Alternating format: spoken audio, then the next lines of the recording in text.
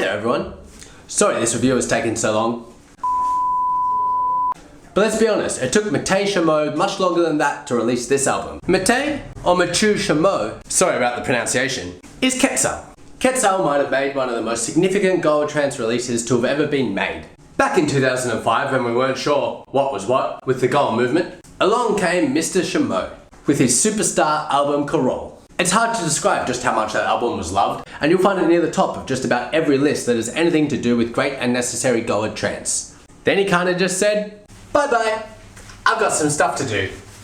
I'll write and call and send the occasional track your way, but don't expect me back for another 15 years?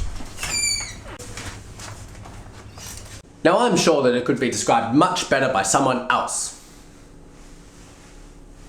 But I'm the only one that's here. It can be described as mystically exhilarating and deeply enchanting, with varied tempos, kicks, and a consistently natural sound. Booyah!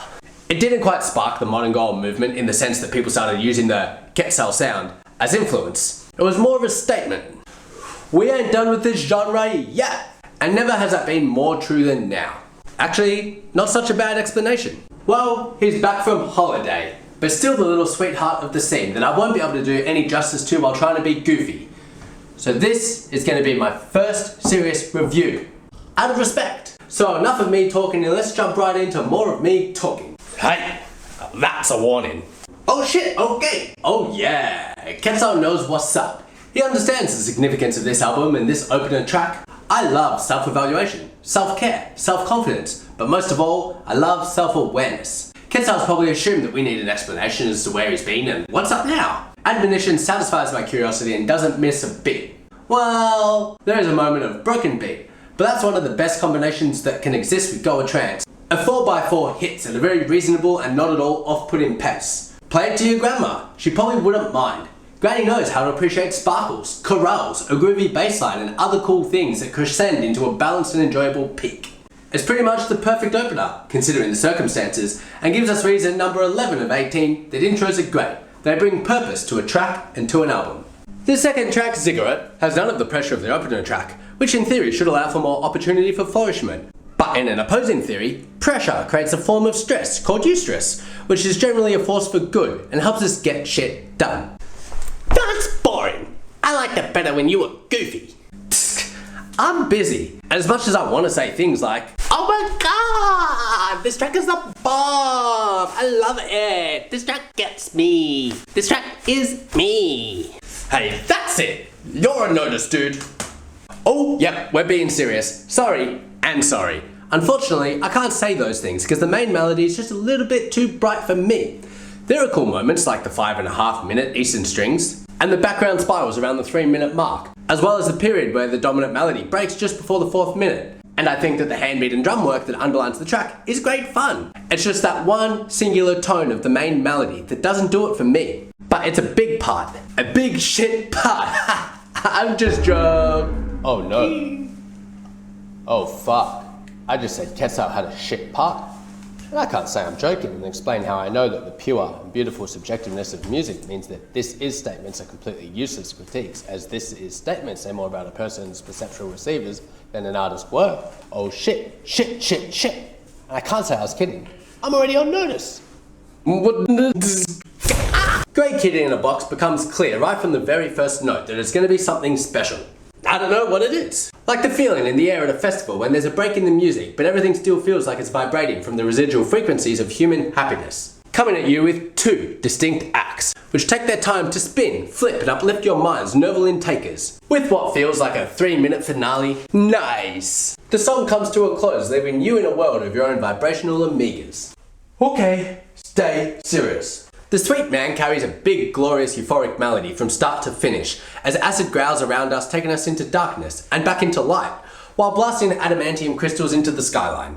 The track really kicks the album into gear and snaps your mind into focus, to let you know that, wait a minute, this is a big nice track. The song is grounded firmly on Earth. Sure, it might be grounded in the mystical wonders of Earth's 26 parallels, or shrouded in the 5th dimensions of but it's not cosmic space goa, it's earthy, and Earth is only kinda in space. It recreates the experience of knurling your barefoot toes through Mother Gaia's soil as it rolls through your webbing. And if you've never dug your toes through Earth's flesh, then thanks to this song, you don't need to, because it does it for you. It carries an intensity with it that's great for getting things done, raising your heart rate, and doing a little dance. Now, I've heard a lot of Quetzal. I've heard a lot of this guy's work. He's done big, beautiful, mystically wonderful music, and he's done dark, dirty music. Here, we get big, dark, beautifully dirty, mystical music. When the main melody comes in, it beckons me to close my eyes and glide above the glowing treetops. The main break is exciting, and the key changes, which are usually the only thing in trance music that I find sick and satanic, don't cause me the slightest bit of irritation or discomfort. In fact, I'm in the perfect safe space. Acid, soft kicks, a glowing lead line, and a story arc that leaves us in some sort of victorious state of mind. Acid for me stacks a melody under another melody, then forces me to throw my arms out to the side as the colours fly around me at a few miles under hyperspeed. Quetzal knows how to get a melody stuck in your head. It's completely entrancing, which if we think about it, is the original and only aim of this kind of music, and it's pretty nice to be back at the roots. Pavane starts out dark and decides, fuck it dog, I'm just gonna keep going dark. Hey, that's it! You're being flippant and flagrant and not taking this seriously at all. I am being serious, dickhead. Who do you think you're going, dickhead? He's calling you dickhead. Dickhead. Hey, thanks, buddy. But, now we got two dickheads calling me a dickhead, which means I got two more dicks on my head than any of you. Hey, how about you stop talking there? There you go. Anyway. That's it. You that's right. Oh, me? How's it going? Well, you do plans and never love. From what I can tell. Hey, I was trying to have me. I'm looking from counting things like 1, 2, 3 tickets all in the same room. I was fine until you started opening your flappy fucking mouth full of flying fat shit telling us that you could do things better. Yet here you are, a bit in one of my videos with nothing to your name and not a person in this multi-dimensional universe who gives two flying fucks about any of you. Not much left to say, but sorry for coming in. I shouldn't even. My bad. If Pavane wasn't so full of mystical magic, I might be tempted to say something like how it sounds kind of dark and ominous. But I would never dare. While stand me in a pentagram, open an old dusty book, mumble some gibberish while you wear a goat skull mask and little imps dance around flickering flames, because Pavane necromances me out of this boring existence and into 561 seconds of supernatural glory. Now I don't exactly know what kind of potion I'm drinking, or what the consequences of all these dark spells are going to have on my long-term employability. But so far, I feel pretty good. Now I'm not in the industry of giving out awards or picking favourites, I'm industry adjacent. But all the same, here's a little award for Matei Shamo. Good song, nice song, March 2021, winner.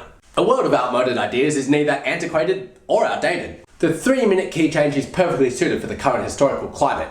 And the main break is perhaps even ahead of its time. Designed for a world that might not quite be ready for it. Maybe Quetzal should have waited another 15 years on this one. Hey, was that a joke? Because you said no more joking. Oh no, he's right. I've done it again. Fuck. Wait a minute. What if I just come away in post and ignore the question? The melody spins around in a cyclonic twister that's intersected by lasers as emotional tension rises into another plane of existence for its bone-shaking, world-altering climax. Dig Voices starts out with a, you guessed it, didgeridoo. Nice. I like didgeridoo. A fusion of culture connects together as a big eastern melody flows past the avian chirps in that wondrous Quetzal fashion. Eventually, we get some hand-beaten drums as the melting pot grows richer and tastier. It's incredible how well he holds the central melody for so long, and you know your boy loves patience in an outro, which when put together, create a careful patient outro. As things begin, so too shall they end. A little broken beat turns into a little 4x4 kick drum. Remnants of past moments twinkle in the background before we really get into it, and big feelings begin to rise to the surface. I don't even know why. I might not look into it, but I feel like crying as a release of something from somewhere within actualizes. And as pathetic and pointless as hope is at this particular stage in human history, which is marred by thousands of years of society tearing itself apart over and over again, and looks set to continue doing so for an eternity, regardless of which particular political institutions or technologies are being deployed at the time, over tiny, insignificant differences of opinion. which are less important than the sum of those opinions actualized as singular beings, who are less important still than the collective group of those beings. A species filled with the oxymoron of assurity and incompetence, who are collectively less important yet again than the planetary solar system and universe of which they mean absolutely nothing within, and which means absolutely nothing to itself. Yet I can't help but feel a sense of hope and joy thanks to this track. And maybe if someone can make something this glorious on a couple of instruments, then perhaps we can tap into that feeling of hope and understanding that surely sits inside of us all. So at the very least we can enjoy this existence that is given meaning only by us and us alone, and at the very most create an explosion of empathetic nihilism and understanding to each other that ultimately results in an entire species that's learned to be brave enough to let go of themselves so that they can embrace each other in a mad-ass fucking dance party.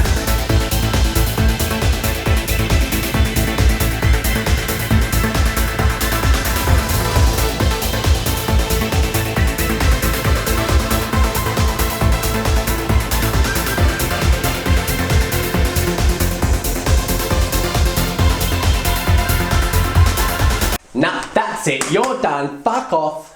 Thanks to Quetzal for at least letting us experience a taste of that. Now, for the only question that anyone actually came here for. Is it better than his debut album, Carol? Which we might not answer. But I'll tell you why. I don't like the question because his debut album, Carol, is more than just a great album. It belongs to a unique class of albums that carry with it a significance and more meaning than just being fantastic albums. Think Hallucinogens Twisted, Astral Projections Trust in Chance, Palladian's IFO, which all have great, fresh and new ideas, sound fantastic, and get people all crazy and wicked on the dance floor. But they're also more than just that. They signify something special. And so does his debut album, Carol. And you can't compete against something like that. So it's simply not fair to compare this one to that one. Objectively. Subjectively, we can say whatever the fuck we want, and fuck yeah, I would not have any personal objections or trepidations towards saying that this is a brilliant continuation of the artist's carefully crafted, albeit overdue, artwork. It's got the beautiful cover art. It's got the beautiful sounds.